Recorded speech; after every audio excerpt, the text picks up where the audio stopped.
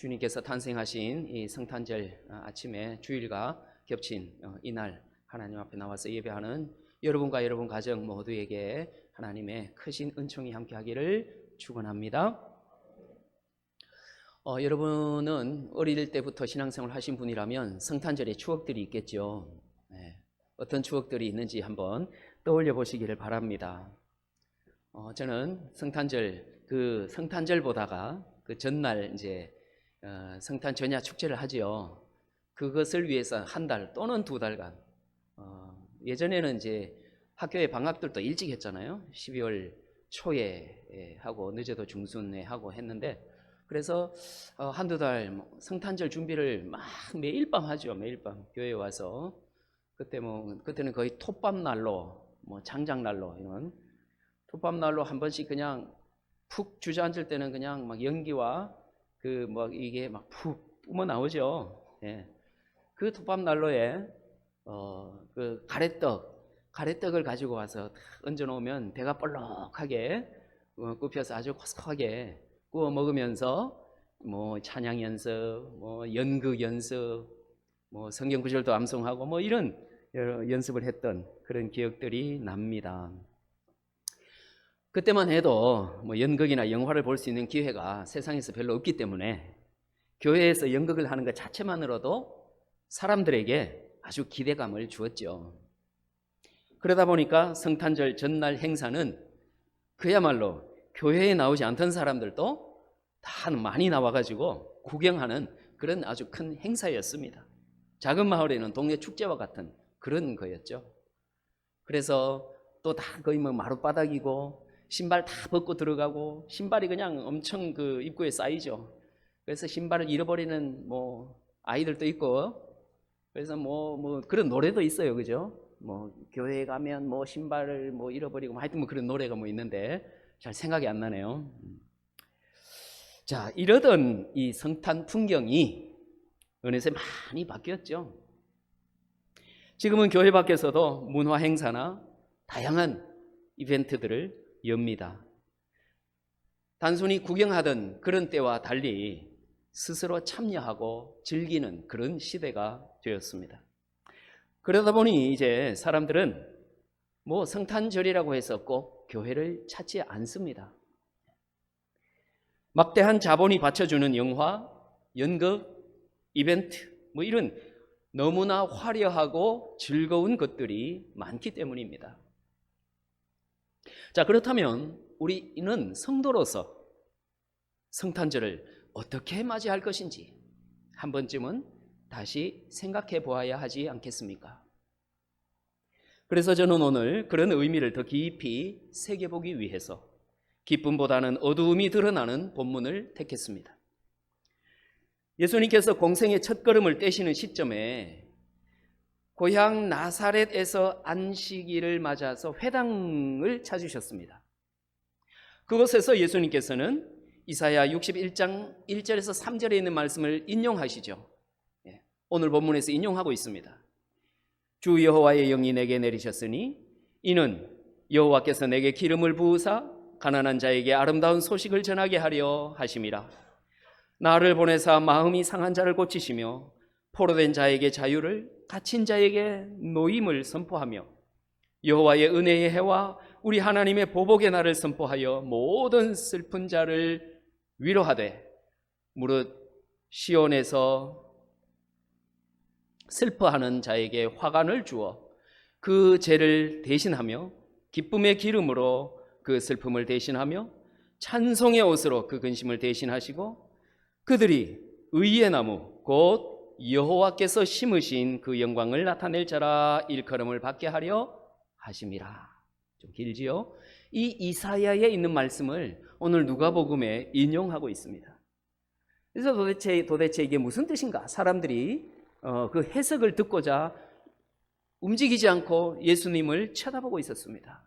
그때 예수님께서 21절에서 오늘 말씀하시죠. 이 글이 오늘 너희 귀에 응하였느니라 그럽니다. 그때 예언했던 말씀이 오늘 이루어진 것이다라는 것이죠. 여러분들이 보고 있는 자신이, 예수님 자신이 바로 그 사람이라는 것입니다. 그분이라는 것입니다. 이사야에 예언된 대로 메시아의 신 당신이 이 땅에 오셨다라고 말씀하고 계시는 겁니다. 그렇지만 깨달음이 없었던 사람들은 어땠습니까? 예수님을 여전히 배척했지요. 이렇게 사람들은 알아듣지 못했지만 예수님은 실로 엄청난 말씀을 하신 것입니다. 따라서 성탄을 제대로 맞이하려는 우리는 그들과 달라야 하지 않겠습니까? 오늘 이 말씀의 진정한 의미를 되새겨보고 그 말씀에 맞는 우리의 모습이 되어야 할 줄로 믿습니다. 자, 먼저 생각할 것은요, 메시아가 낮은 자들에게 오셨다는 것입니다. 우리가 하나님을 왜 믿는지, 예수님을 왜 구주로 고백하고 믿는지, 신앙 처음 가졌을 때는 여전히 나 잘 되기 위해서, 우리 집안 잘 되기 위해서 믿을 수 있죠. 예. 그러나 그거는 사실은 빵 부스러기예요. 그죠? 본질적인 것이 이루어지면 그거는 하나님이 필요한 것들 다 알아서 채워주시는 것들이죠. 예. 우리는 그 부수적인 것들에 매여서 본질적인 것들을 놓치면 안 되겠죠.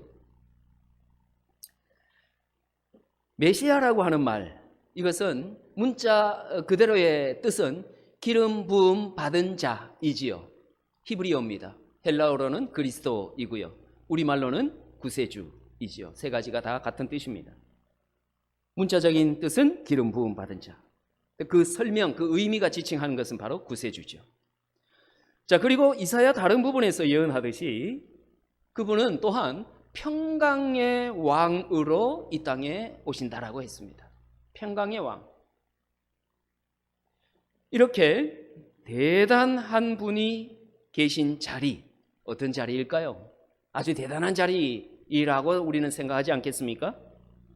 높은 왕의 자리라고 생각하기 쉽습니다. 아무나 범접할 수 없는 고귀한 자리라야 맞습니다.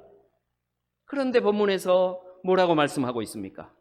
18절과 19절에 의하면 주의 성령이 내게 임하셨으니 이는 가난한 자에게 복음을 전하게 하시려고 내게 기름을 부으시고 나를 보내사 포로된 자에게 자유를, 눈먼 자에게 다시 보게 함을 전파하며 눌린 자를 자유롭게 하고 주의 은혜의 해를 전파하게 하려 하심이라 하였더라.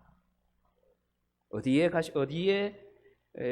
메시아가 누구라고 합니까? 바로 가난한 자에게 가는 자라고 말씀하고 있는 것입니다.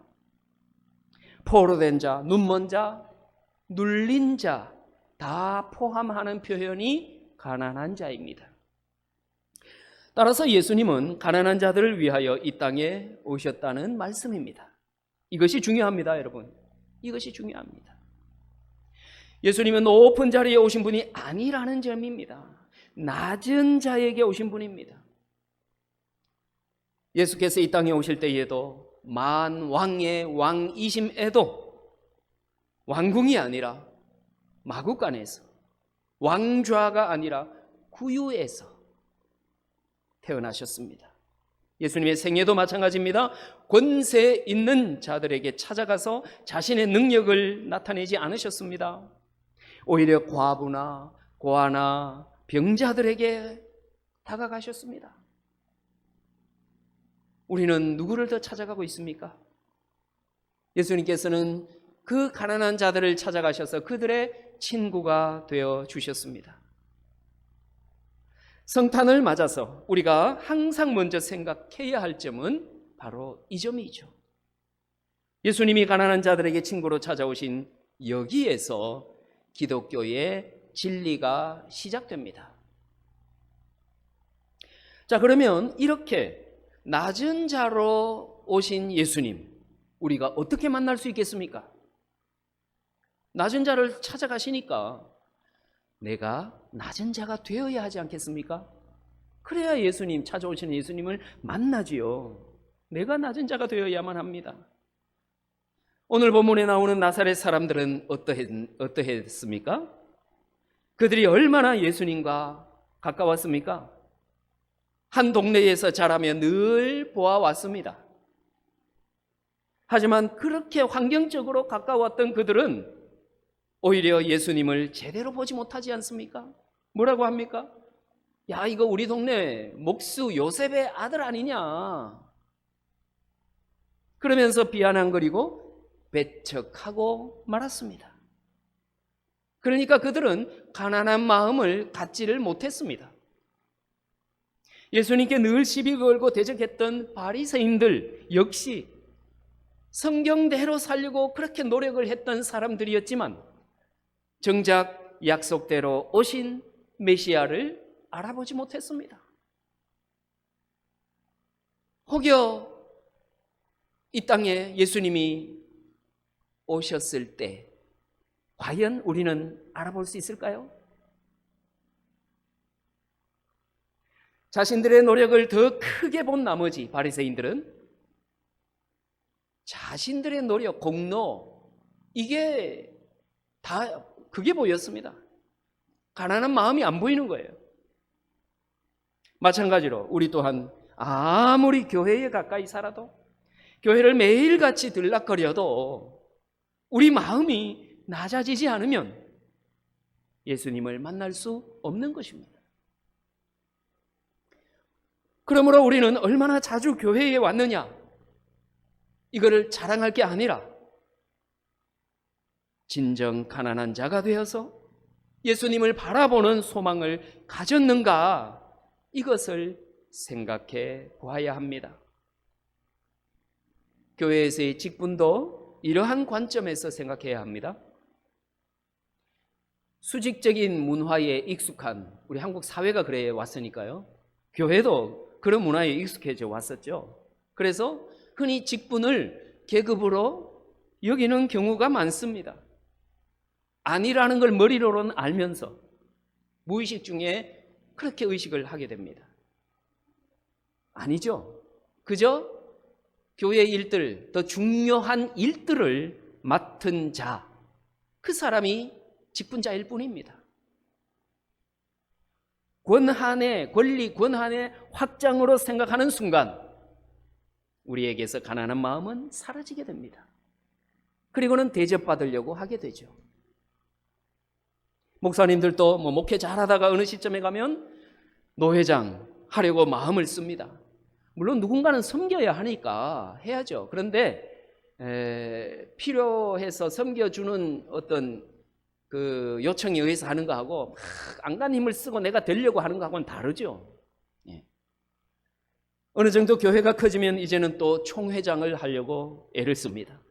다 권세를 사랑하고 있기 때문입니다. 예수님은 낮은 자의 친구로 이 땅에 오셨는데 그런 높은 마음을 가지면서 예수님을 만날 수 있겠습니까? 우리는 스스로 낮은 자가 되어야 합니다. 심령이 가난한 자가 되어야 합니다. 그래야 천국을 소유할 수 있습니다. 그래야 하나님을 보게 되고 하나님의 위로를 받고 예수님을 만날 수가 있습니다. 예수님 당시 자신들은 아무것도 할 수 없음을 고백하고 예수님께 나아갔던 고아들, 과부, 그리고 병자들처럼 우리가 가난한 자가 되어서 예수님께 나아가야 합니다.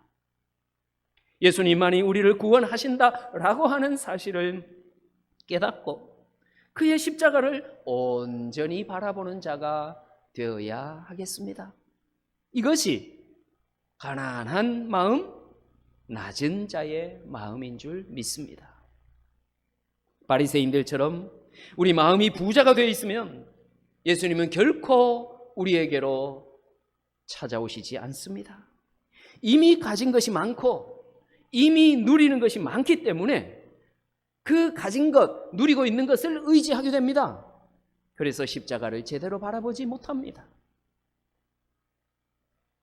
성탄을 맞이하는 우리는 무엇보다 먼저 가난한 자가 되어야 합니다. 오직 예수님을 바라보며 예수님만이 소망이라고 생각해야 합니다. 그래야 예수님이 주시는 참된 희망을 제대로 깨달을 수 있을 것입니다. 그리고 마지막 세 번째는, 자, 이제 주님은 낮은 자에게로 찾아가시고 이제 내가 낮은 자가 되었으니 주님을 만날 수 있겠죠. 그것으로 만족하십니까? 이제는 어떻게 살아야 하겠습니까? 우리 또한 주님의 뒤를 따라서 낮은 자에게로 찾아가는 그 일들을 감당해야 하지 않겠습니까? 예수님은 가난한 자들을 찾아가셨습니다. 교회는 예수님을 닮아야 하는 것이 교회지요. 제자들이지요. 그게 예수님이 세우신 교회다운 모습입니다. 그런데 오늘날 한국 교회가 기도하는 내용은 낮은 모습과는 어울리지 않을 때가 많습니다. 우리나라에서 아주 큰 교회, 제일 큰 교회가 되게 해 주십시오. 그래서 교회 이름에도 제일이 많이 붙어 있습니다. 성전을 웅장하게 지어서 하나님께 드리게 해주세요. 물론 그 선이 애매하기는 합니다. 어떤 마음을 가지고 하느냐. 하나님께 예배드리는 장소가 초라한 거는 또 그렇죠. 거룩하고 어느 정도 웅장한 것도 필요할 때가 있습니다만, 누구나 모든 교회가 다 거기에 집중하고 다른 정작 신경 써야 할 것을 소홀히 하게 된다면 그건 하나님의 뜻이 아니겠죠. 이렇게 제일 큰 교회가 되는 것, 자랑할 만한 멋진 건물을 가지는 것에만 관심이 많습니다. 목사님들도 가운의 색깔을 넣기 시작했고, 심지어는 박사 가운을 입고 강단에 오르는 경우도 있습니다. 왜 박사 가운을 입고 강단에 오릅니까? 가난한 자들이 가까이 하기에는 너무나 먼 당신입니다. 그런 교회에 예수님이 과연 계실까요? 우리가 기도하는 내용에 굶어 죽어가는 아프리카 사람들이 얼마나 자주 등장합니까? 우크라이나 전쟁에 그 아픈 가슴을 쥐고 살아가는 사람들은 또 얼마나 등장합니까? 차가운 날씨에 시위를 해야만 하는 비정규직 노동자들에 대한 기도가 얼마나 됩니까? 아직도 자식을 떠나보내지 못해서 눈물로 울고 있는 이태원 참사의 가족들을 위한 기도가 또 얼마나 됩니까? 과연 우리는 가난한 자들에게로 찾아가고 있는 것일까요?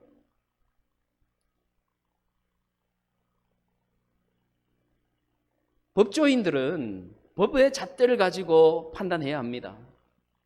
정치인들은 정치적인 어떤 그 기준을 가지고 법과 또 다르게 판단해야 되죠. 우리 신앙인들은 하나님의 뜻을 가지고 잘잘못을 판단하는 게 아니고, 예수님은 잘잘못을 판단하시지 않았죠. 예수님은 그저 가난하고 낮은 자들을 찾아가셨습니다. 예수님은 항상 그런 자들의 친구셨습니다. 교회는 항상 힘없고 약한 그런 사람들의 친구가 되어야 교회입니다. 그래서 범죄인들조차 교회를 찾아오면은 이렇게 숨는 곳이 되잖아요. 그 전통도 자꾸 깨어져 가고는 있습니다만, 그래서 함부로 와서 이렇게 잡아가지 않죠.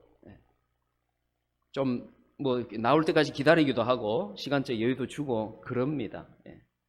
교회는 잘잘못을 가지고 판단해서 당신은 잘못이니까, 물론 당신 그러니까 자수하는 게 훨씬 장래에 좋습니다.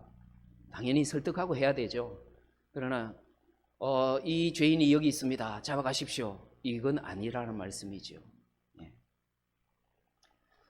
자, 성탄이 가까우면서 여러분 어떤 기도를 합니까? 교회를 위한 기도를 하지만 예수님께서 낮은 구유에 오신 것처럼, 저 화려한 호텔에 오시지 않고 낮은 구유에 오신 것처럼 교회가 낮아지기 위한 기도가 있어야 할 줄로 믿습니다. 지금 이 나라는 서로를 향해서 막 탓을 하지만 이렇게 된 것은 누구의 책임일까요? 언론과 사법부, 그리고 정치하는 사람의 잘못이 크지만 교회의 잘못은 없을까요? 교회가 하나님의 공의를 따라서 선지자적인 사명에는 소홀하고 특정 정치 세력이나 이념에 무조건 지지하고 있는 건 아닐까요? 하나님 편에 있지 않고 사람 편에 있는 건 아닐까요? 하나님께서 원하시는 교회가 되려면 낮은 자의 눈으로 세상을 보아야 합니다. 그럴 때에 하나님의 뜻이 보이고 아파하는 세상이 보입니다. 권력이 있는 사람에게 기대어서 무언가 유익을 구하려고 하는 것이 아니라 힘없고 돈 없는 사람의 마음을 어루만져 주는 자리에 있어야 합니다. 교회는, 그리고 우리 성도는 삶으로, 기도로, 마음으로 가난한 자들에게 더 가까이 다가가야 하겠습니다. 그것이 예수님의 정신을 실현하는 것이고, 그것이 성탄절을 의미 있게 하는 일일 것입니다. 예수님은 낮은 자의 예수님입니다. 결코 높은 자의 예수님 아닙니다. 우리가 낮은 자가 되는데 힘쓰고 또 낮은 자들을 찾아가는 모습으로 주님이 우리와 함께 하시고 동행하시는 그런 복된 삶을 살아갈 수 있기를 주의 이름으로 축원합니다. 기도하겠습니다.